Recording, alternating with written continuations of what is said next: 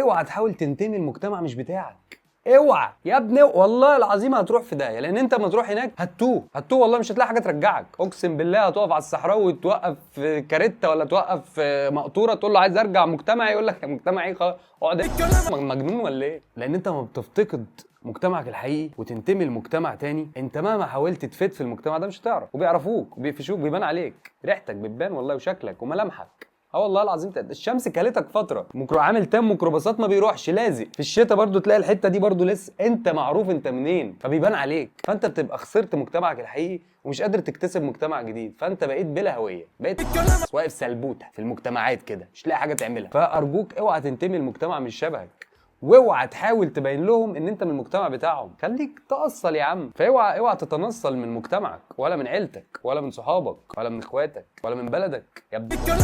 يا بايع دينك وناسك. مش هقول هو مين، مش هقول والله.